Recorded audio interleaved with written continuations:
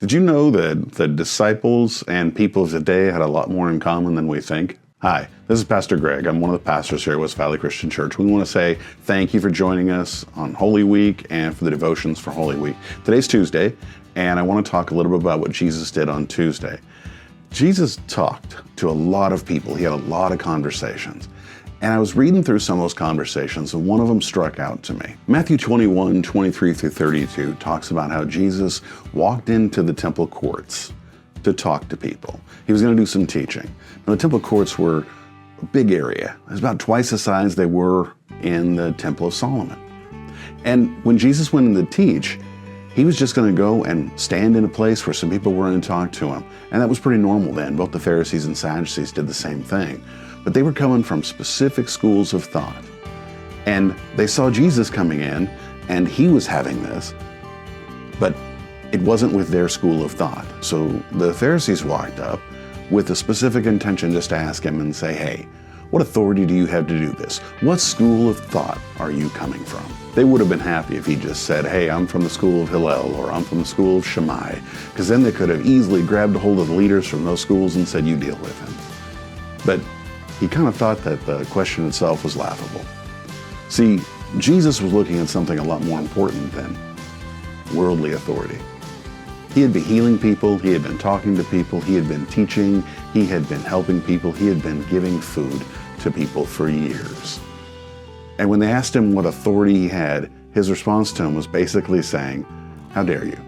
You're asking me what authority of school when you've seen my character for 3 years.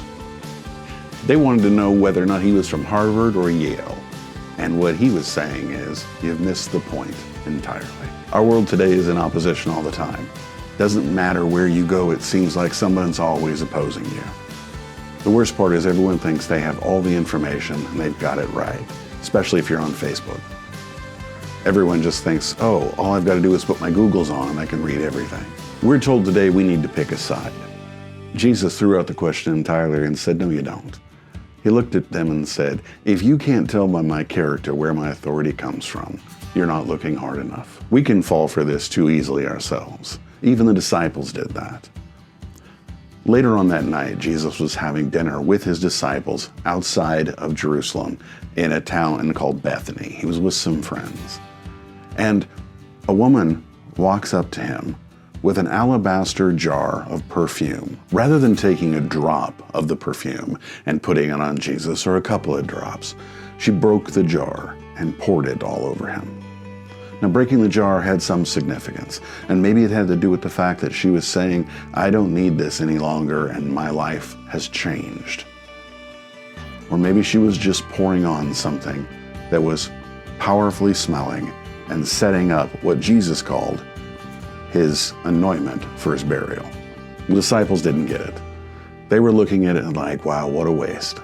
What they wanted was for someone to take that, sell it, and then use the money for their purposes. Jesus knew their hearts immediately and said, guys, you're missing this. She's doing something wonderful for me.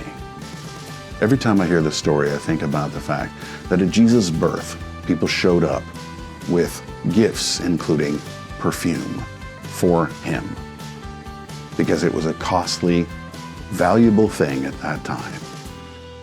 And when he was getting ready to die for us, they showed up with perfume, a costly, valuable thing to prepare him. Jesus looked at the disciples and said, you guys are missing the point.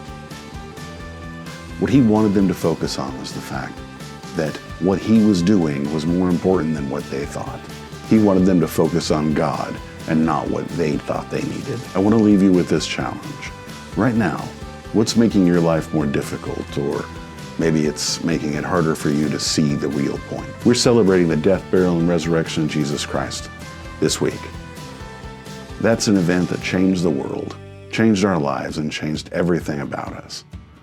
That event destroys the problems that this world can come up with. We just need to understand that. Getting caught up in the smaller stuff just pulls us away from the more powerful thing, that God broke into this world to love us in such a way that he gave his son so that we can be in right relationship with him. Knowing that God, who created everything and created us through the son that died for us, is worth more than anything. May God bless you. Thank you.